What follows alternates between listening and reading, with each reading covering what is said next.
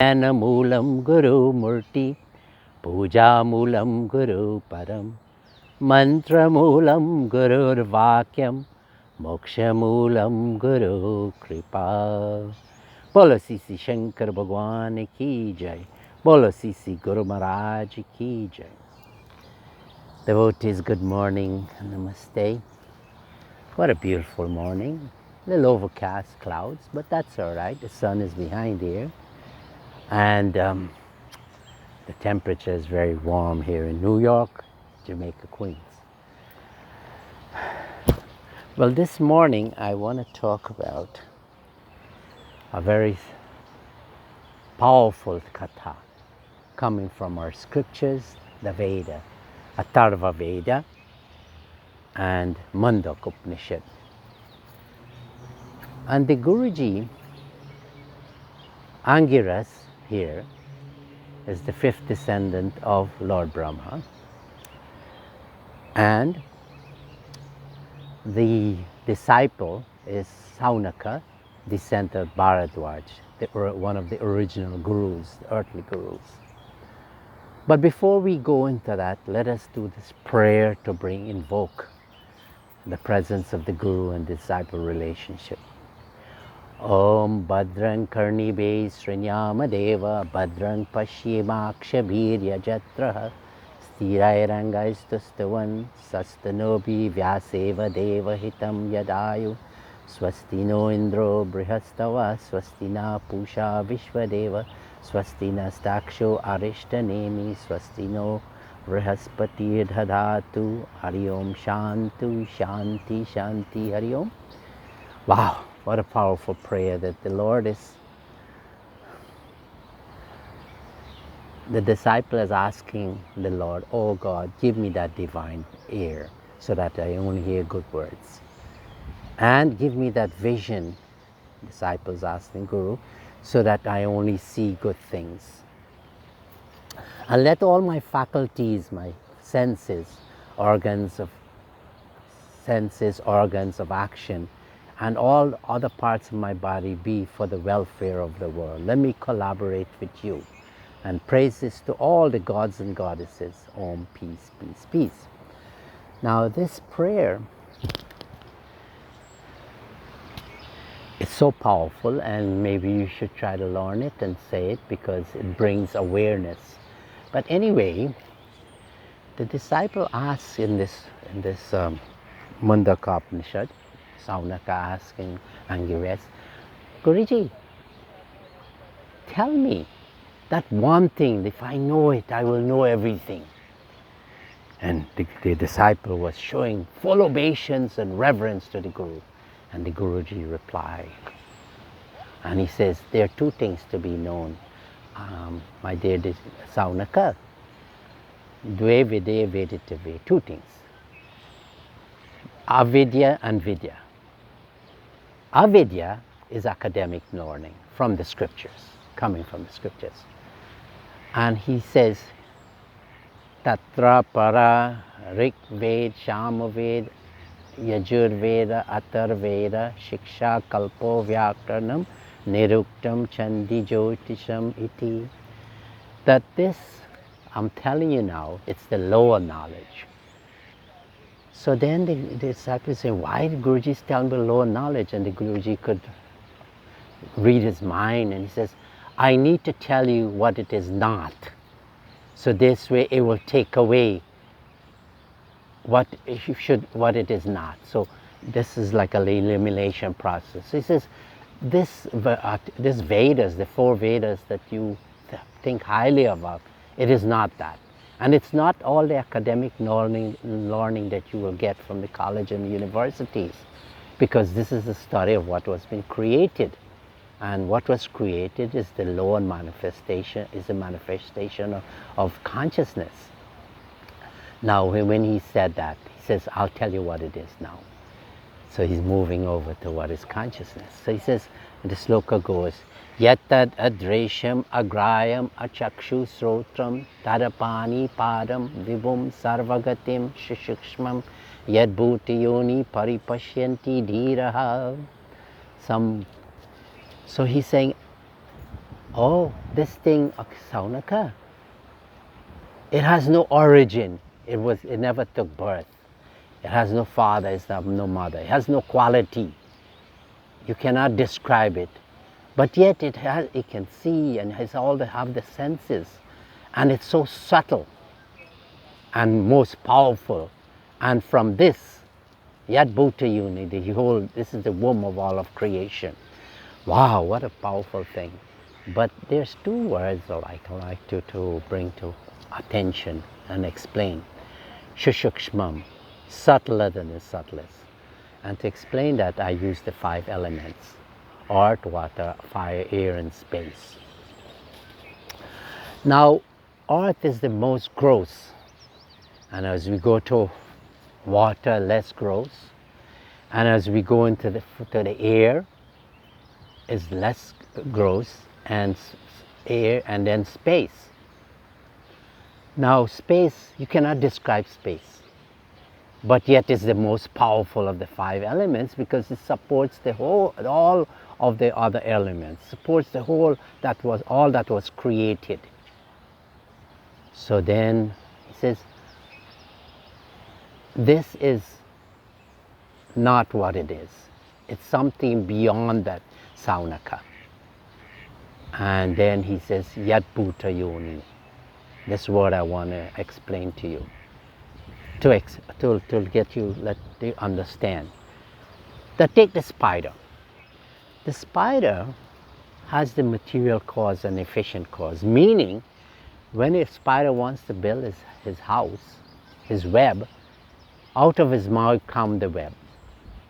And he goes and he finds the spots that's appropriate and he sizes it out and he puts his web on the wall and make it a good foundation, and then he spins circle, and then that's his house. He'll be there sit at the side, and insects will come, and this is how he gets his food. He'll trap his food.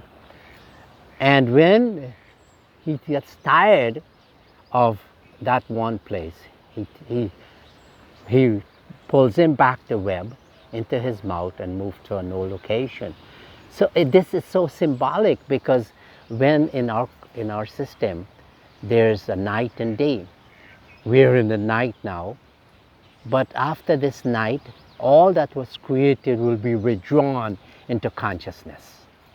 And then it will be at equal time in dormant stage there, and then it will come out back again. So this spider is demonstrating that creation, withdrawal, pralaya, and withdrawal of creation, manifestation. And then when the night is over again for Brahma, which is very, very, very, very long time, it's created out of this consciousness again. Now, this is such a powerful lesson because we should break the bonds that we have, that we should go beyond this academic knowledge. Incorporate with this learning what was created, we should also learn who created it, and this is spiritual life. And when we have that thinking, then we'll be breaking the bonds of creation, and we'll go back to where we came from. Now this COVID is driving us to do just that. Imagine, we can't go to the mandir, but yet we're surviving, and we're forced to pray without a mandir. Meaning our imagination is so powerful now. And this is God's blessing if you think about it.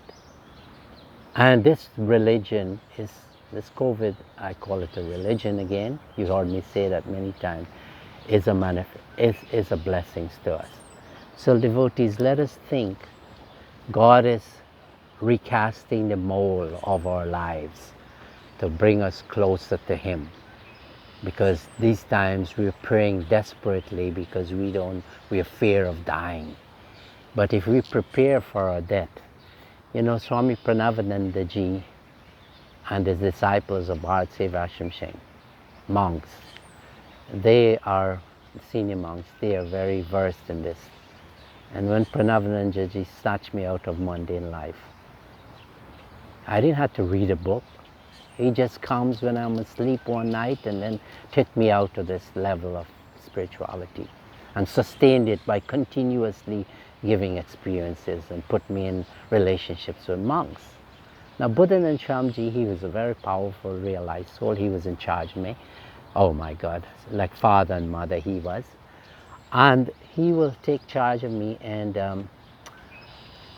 after many months going there and being with him in 1996,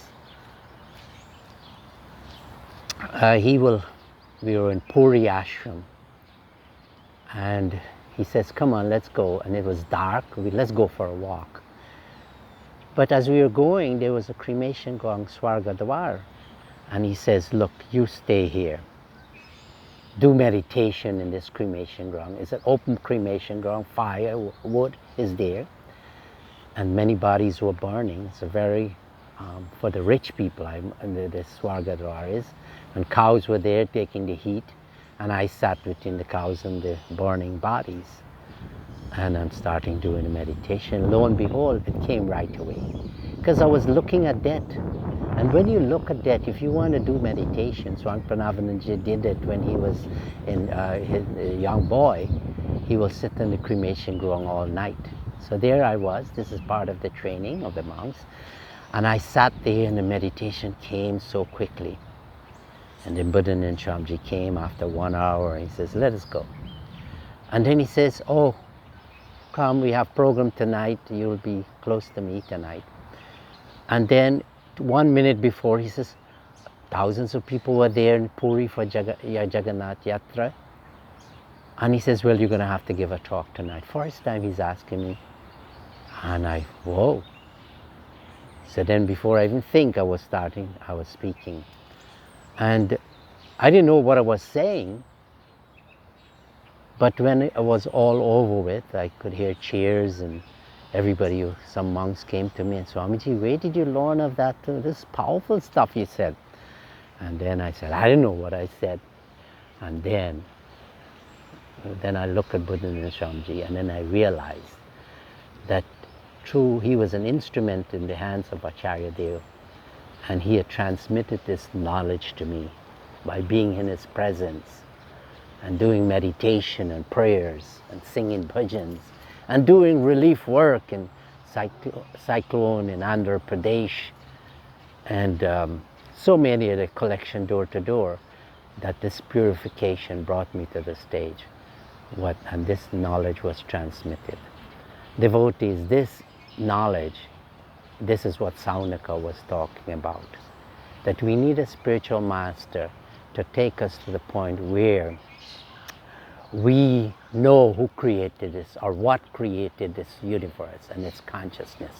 And when we go there and we take a look back and look, and this is an inside journey, and you look and see the panorama of creation, and then you see the separation. And this is really a little window that's opening. I'm not saying I'm a high person, I'm a simple person trying to learn this thing of what Saunaka was saying, that the vidya, the higher knowledge, the transmitted knowledge. So think like that. Lift yourself up from just studying what God created in His manifestation.